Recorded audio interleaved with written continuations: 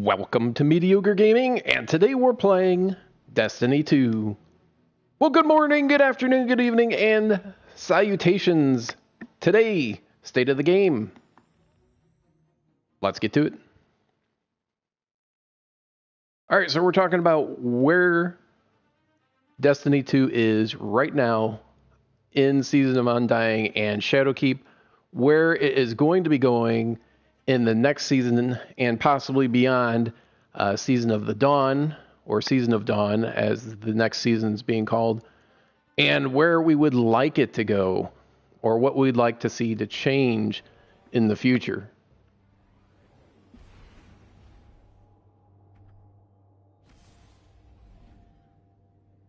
So I think overall, the changes that they've made between Season 7, the Season of Opulence, and Season 8, Season of Undying, is a step in the right direction. They made changes to the armor to make it more personalized and accessible so that you don't have to carry 8 or 9 pieces at a time, presumably. And they made the grind more worthwhile by making power related to how much that you play. So the artifact, of course, and we'll talk about that, as the power goes up in the artifact, your overall power for each character will go up as well, whether you have one character or 3 characters. All right, we also want to talk about what worked, what didn't work in the current season. All right, so the first stop we're going to make is the tower, and the first stop in the tower is going to be Eververse. Apparently, the tower is very busy at the moment because loading time usually isn't quite this long.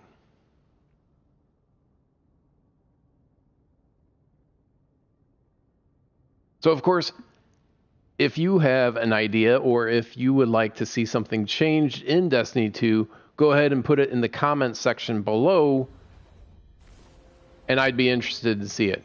All right, now that we're loading into the tower, let's go over to Eververse and talk about where it's been, where it's at, and where it's likely to go and where we'd like it to go. So when Destiny 2 first came out, Eververse was all pay to play. You had to buy the silver in order to get anything out of it. They have since changed it several times, where they added Bright Dust so that you can get ornamental or cosmetics from Eververse just by playing the game. And of course, those bright engrams, where you would get things just for playing, and it was kind of random. You could get any number of things out of the engrams, from Bright Dust to shaders to transmat effects, ghost shells, emotes, ships, sparrows, gun, and armor ornaments. All right, so in the beginning, you had to pay for anything. There was such a huge backlash that they added Bright Dust and, of course, the Bright Engrams. And it flipped all the way over to the other side of the spectrum, where if you were a hardcore player or you played a decent amount, then you could get everything from a season cosmetically just by playing the game. So there really wasn't any reason to have silver, because you could just earn everything from engrams. So Season 7, they changed it up where all the engrams would only drop Year 1 items.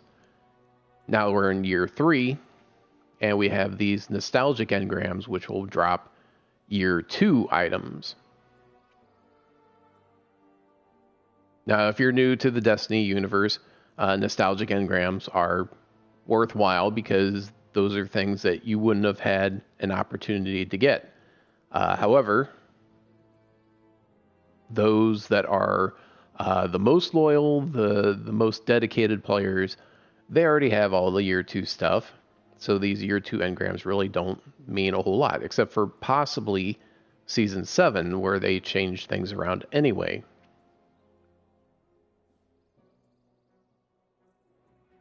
So I think they have once again gone a little bit too far and swung the pendulum to the opposite side just a little bit too much. So instead of making everything really easy to get, it is very, very hard if you want to try and get everything. So I think the cost of the items, both in Bright Dust and Silver, is a little bit inflated, and I'd like to see that brought down in the future, although I don't see that happening. As long as people are spending money and getting Silver, and as long as people are grinding out the game and getting more and more Bright Dust, then there's not a real strong reason for Bungie to change that anytime in the future. Now, what about vendors? Now, we saw a change from the seasonal weapons. Excuse me. Good to have you back. From pinnacle weapons to ritual weapons.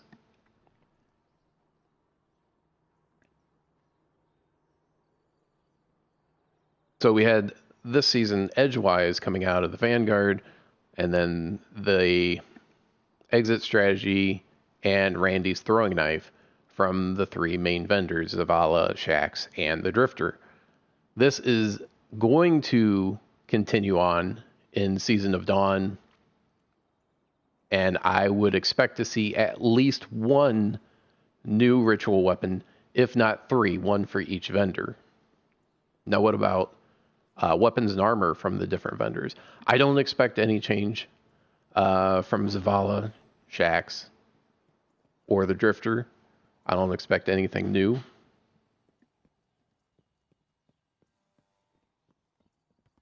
This is all wrong.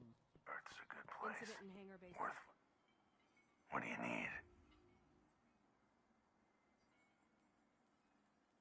need? Same thing with Banshee. I don't expect anything to change really. Upgrade modules, enhancement prisms, and ascendant shards, as well as some basic mods, weapon mods, and armor mods. More than likely, you're going to have all of them, unless they start changing the way that the mod system works. Now, Lord Saladin, Iron Banner, which comes around only once every 3 or 4 weeks. No one will fight for you. Bungie's come out and said that they are going to have a reprised version of the Iron Banner armor. And what are we talking about? Let's see. I do have some, but I have an ornament on it.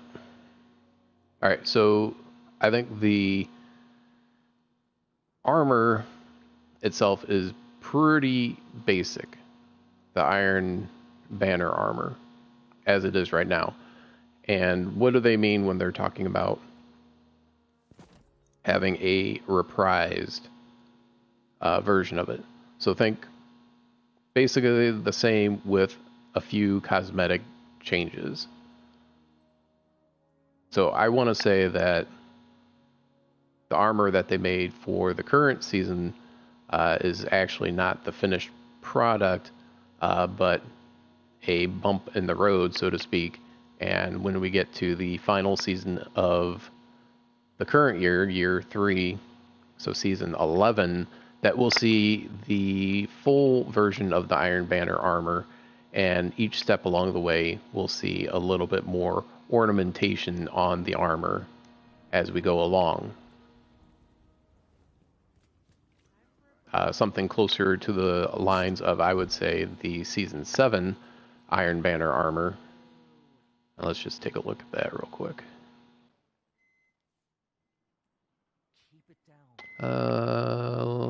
Yeah, I'm pretty sure it's under that. Iron True Age, which I thought looked much better. New secrets.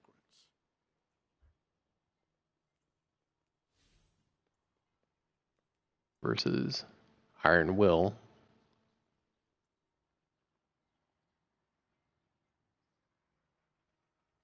I mean, it's not bad, but like I said, I think the current season armor is very basic compared to what we had even last season.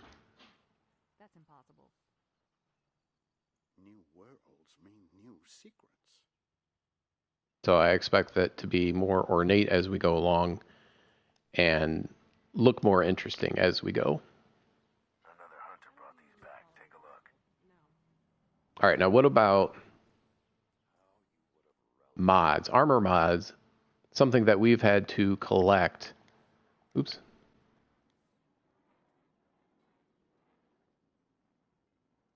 And they added something to collections so that you can actually see what you have and what you're missing. But I found that certain ones just have not been dropping for me, whether that is because they don't have that in the game or whether it is something that you get one and then you have to just work and work and work to try and get the rest. And what do I mean by that?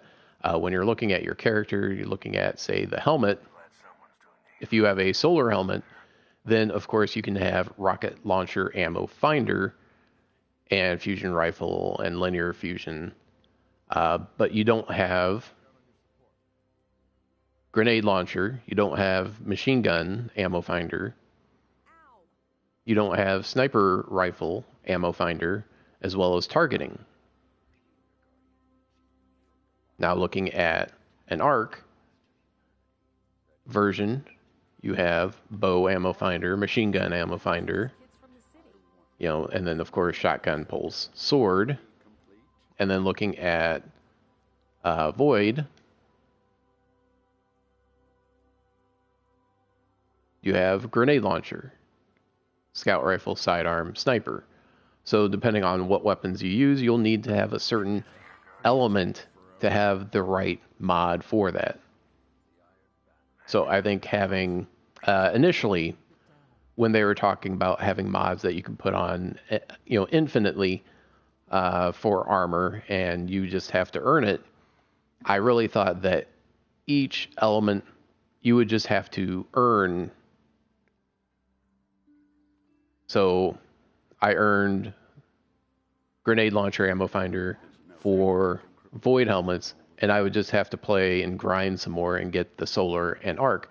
And I don't think that's the case. I think that instead you only have grenade launcher ammo finder for Void armor, and they don't have it for the other elements. So I think that is, I think it's a bit of a mistake on their part, and I'd like to see that changed. So I was turning in Iron Banner tokens. I was doing Nightfall ordeals, those endgame activities that are supposed to have a chance of dropping mods, trying to get, you know, Void or Arc, rocket launcher, ammo finder, or grenade launcher, ammo finder, scavenger, etc. And that just isn't the case. You're only going to find certain scavengers on certain elements. So yes, I could have rocket launcher scavenger, but only on solar leg armor. If you want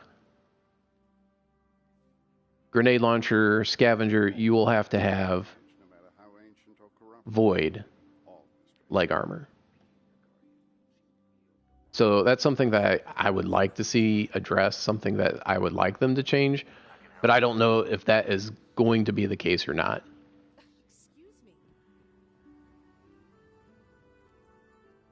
Now, the Crucible, the Vanguard, the Gambit armor, I don't see that changing next season. If there was going to be a change, it would have been the current season, and that just wasn't the case. I'd be right there with you if these rookies could just learn to fight by themselves.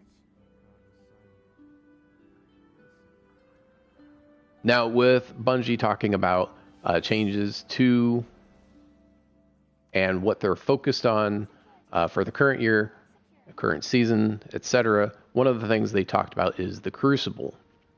And we've already seen a decent number of changes to the Crucible. We have Survival, and we have the Survival Freelance. We have changes to the Glory that is associated with Survival, so that when you're going into a Glory match, you don't lose as many points as you used to. It used to be like 100, 120 points, especially at the lower echelons, where you would lose, and then you would win. You would have to win 2 matches for every 1 loss to make any progress at all. And that has changed, luckily, this time around. They have rotator matches or types currently. Things like Showdown, Momentum Control, Mayhem, and then they have the labs. So that is kind of their experimental, try this out, and they can get some data on it. You can provide feedback in the forums and say what you thought worked and what didn't work, because this Team Scorched used to be in the labs, and now they've come out and brought it Team Scorched, whereas before I believe it was more of a Rumble style. And of course, Rumble, Control, and then Iron Banner for the current week. Classic mix, private matches. So there's some discussion as to whether or not Trials will be coming back with one of the next seasons. And it would make sense with Season of Dawn. We would be looking at possibly something with Osiris, something with Mercury, perhaps.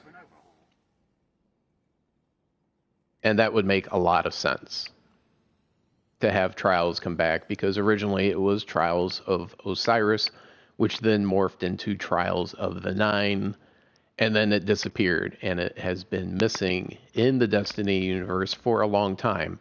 And part of the reason is that Bungie has said that Trials just wasn't the hero that they wanted it to be.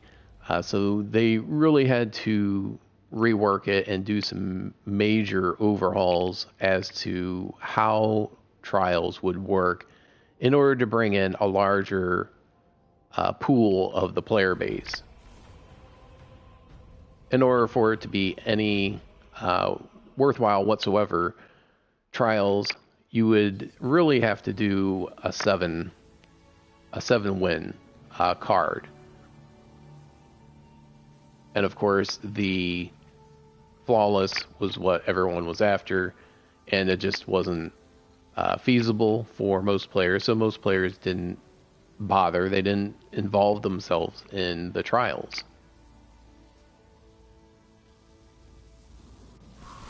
And I understand that if you don't have a good PvP team,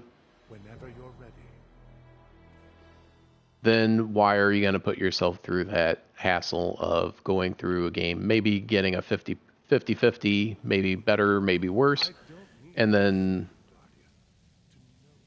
you would go on and get basically nothing, or a token piece of armor, or a token piece, a weapon that didn't have good perks on it, that didn't really have any reason to be there, other than to say, well, thanks for playing, but you're just not good enough to get the good weapon. So if Trials comes back, then they're going to have to make some major changes in order to make it worthwhile for the majority of the players. But also, you want something for the hardcore players. So you want the hardcore players in there, of course, but you also want the more casual players, or the more PvE players, versus only having PvP players.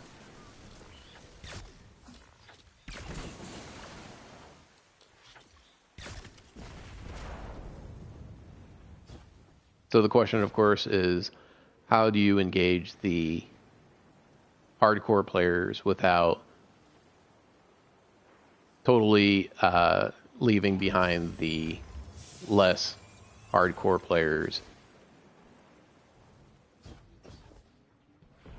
And I am certainly intrigued as to how they're going to, or how they're planning on doing it. Honestly, I really think that Iron Banner kind of fills that spot, so why would they bring Trials back? So I'm a little bit on the fence as to whether or not they're going to bring it back, but I am interested, if they do, how they're going to do that, what changes they're going to make it worthwhile for both the hardcore players plus the players that maybe aren't as interested in Crucible per se.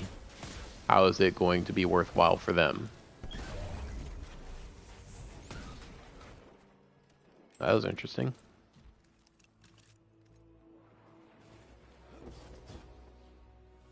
All right, moving on. PvP. Or not PvP, excuse me, PvE. The Vex Offensive is wrapping up. In terms of time, you're looking at 13 days, 2 hours currently before that disappears. So what are we going to do? And what are we going to have in the future?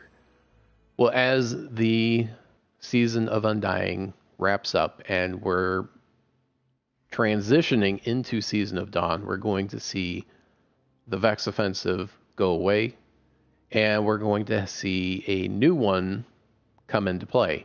Now, it may be like the current season where the new activity is not available right away. We may have to wait a week or two before it is available.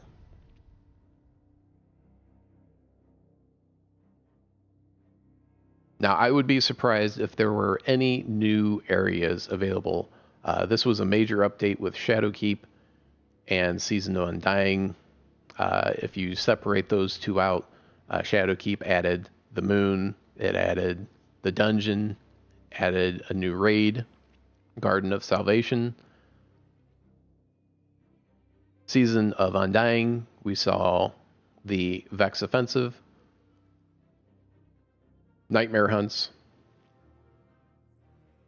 and then, of course, the changes to Crucible that we've already mentioned. So, relatively small amount of new material for Season of Undying. Shadowkeep, of course, there was a large area that was brought back basically from Destiny 1. And even though it was brought back from a previous iteration, they did change it, and it has evolved since the last time that we were there. So if you have the original Destiny and you've been to the moon versus going to the moon now in Destiny 2, you're going to notice changes even though the overall landscape is essentially the same.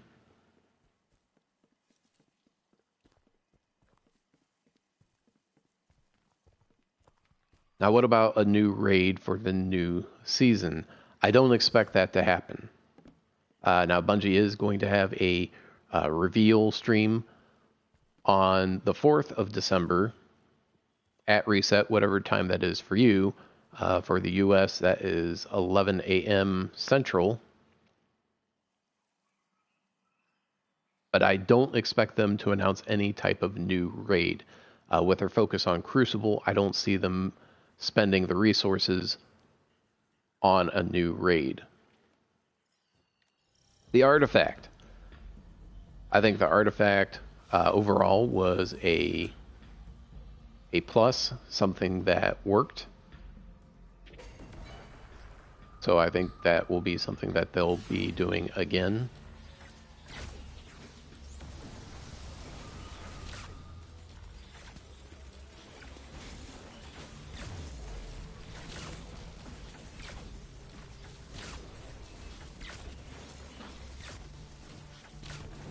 So when you get that season pass and you start playing, you'll eventually unlock the season artifact.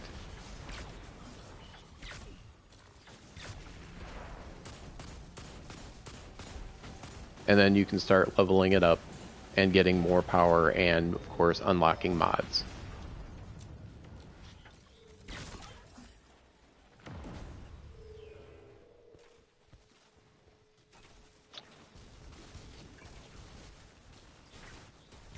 Now, one of the things that I kind of didn't like about the artifact was the fact that each additional level costs more, and I can certainly understand why that would be the case.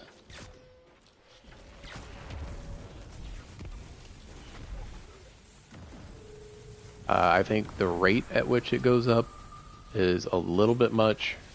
I would like to see it brought back about 10 to 25% of the current.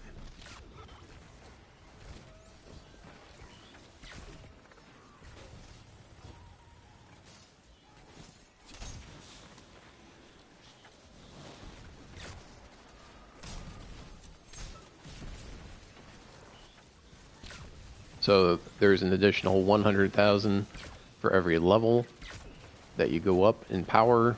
I'd like to see that brought back a little bit to maybe 75,000 instead of 100,000.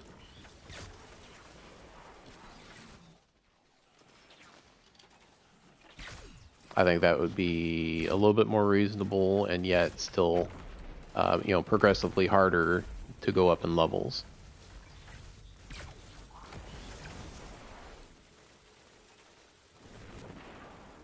So we already talked about ritual weapons. Storytelling. You know, the Vex Offensive was meant to be a way to tell the story and to talk about what is happening in the evolving world that is Destiny. And I think it kind of fell flat, especially with this build-up to the Undying Mind fight.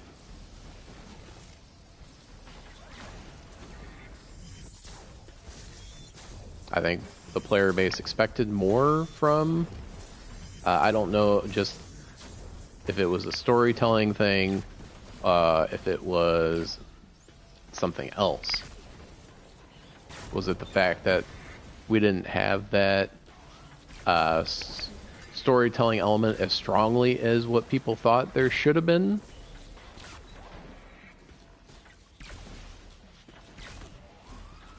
So did people think there should have been more of a storytelling element to it? Should you have seen work in progress more so in the tower as it was being built?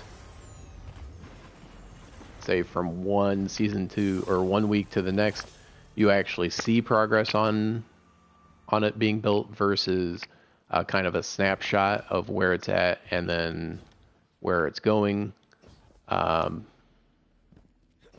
I don't know. I certainly expected more.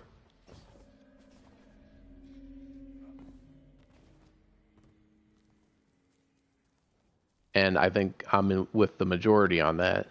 That the Undying Mind, it's basically the same activity, just with a different boss, like the Menagerie, except the Menagerie had rotating bosses on a weekly basis versus one boss for the Vex Offensive. At least have, you know, 2 different bosses, and then have the Undying Mind be the third.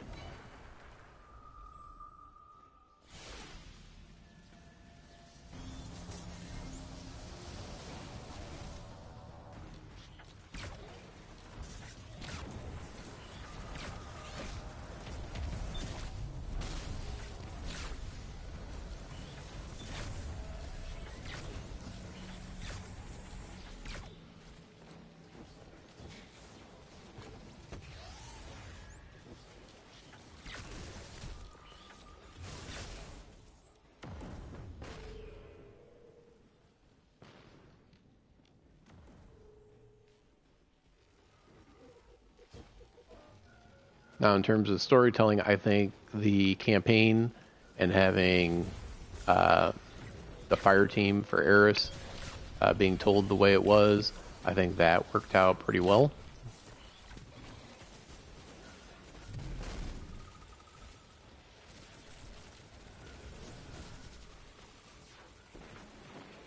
as far as that went, I think that went very well. Every week you can kind of hear a little bit more about Eris's fire team and what happened.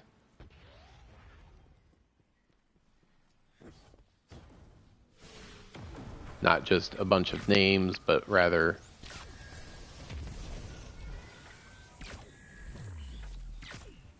you can hear about what they did, how they did it, etc.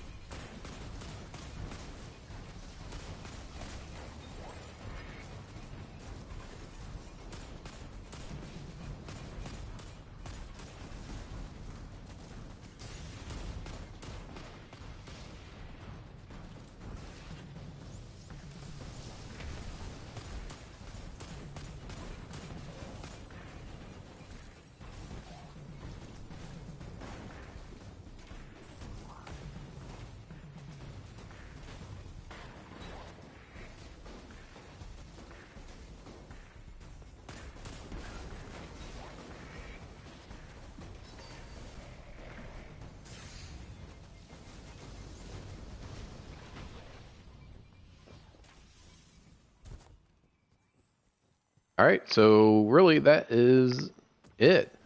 I would like to see a little bit more engagement, either between different characters, NPC characters, or with you and NPC characters in future seasons, in terms of storytelling, or not just have a snapshot where one thing changes throughout the week. Maybe have it change multiple times during the week, or have it kind of like time lapse, where depending on what time and what day you go in during a particular week, you'll see a slightly different version of what's going on. So you see a little bit of progress as the week goes on. So every day you can go in and look, or time. Every hour you go in and you look at a different time, and it changes a little bit. Even if it's changing just a little bit, that is showing that something is happening. Whereas with the Vex Offensive, all you're seeing was a snapshot of the Vex portal being built, and then of course the Vex portal Vanguard Vex portal being overlaid onto the actual Vex portal. And one different boss, which is the only change between the first time that you've run it and this time.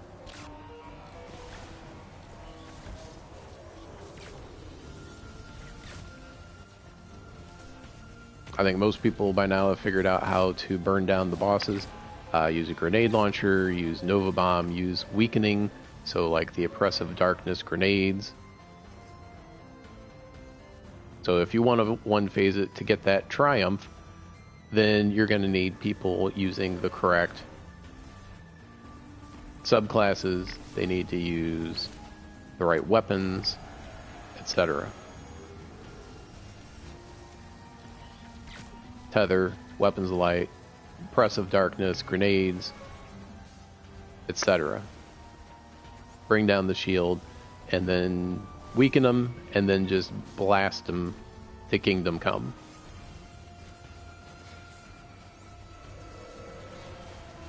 And that's pretty much the same way with any boss. You know, there's different versions of doing the same thing.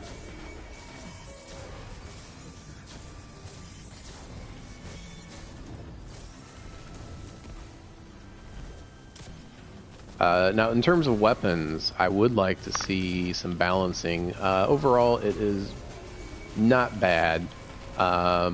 Things are pretty stable. In some ways, I think that's good. In some ways, I think that's bad. Yeah, it's going to be like a 3-phase.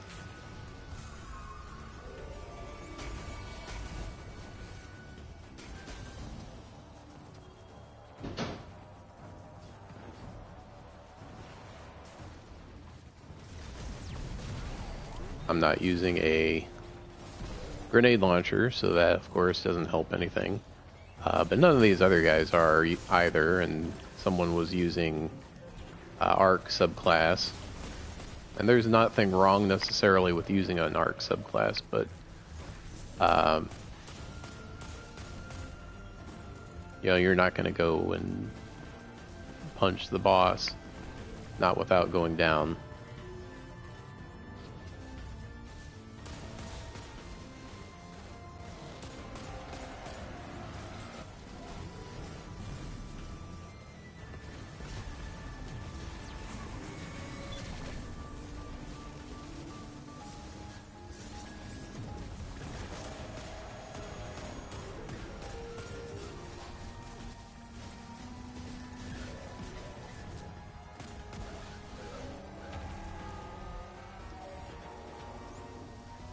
I think rocket launchers are, of course, again at the bottom of the pack in terms of heavy weapons. Pulse rifles haven't really been getting used at all this season because of there's not having any mods for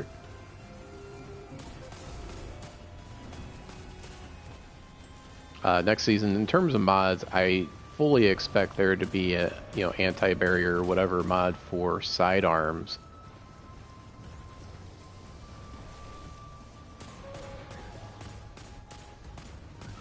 I don't like it, but I think that's what's going to happen.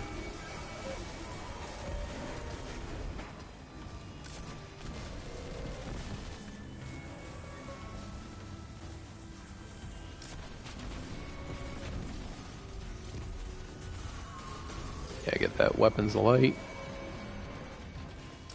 And then hit your super, hit your grenade launcher.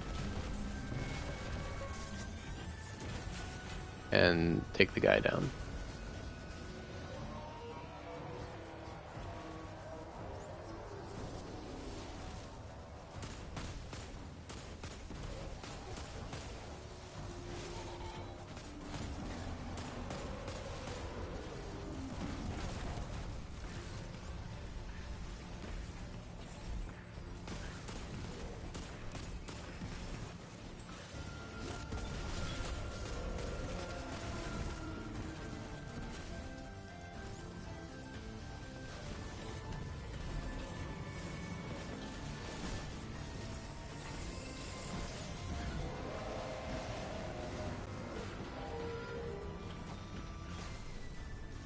Oh, right at the end. Yeah.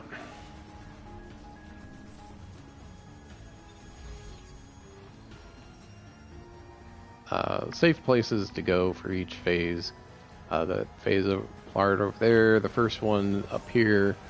The last one is probably the most difficult one to get a safe-ish place to go, because the Undying Mine can just take you out just about anywhere. You can go back over there. It's not a bad spot. It's just a little bit difficult to get any sort of damage on the boss.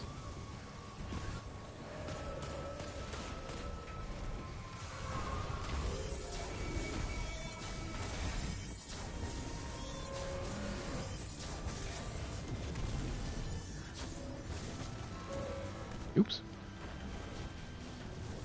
Went a little bit too far back.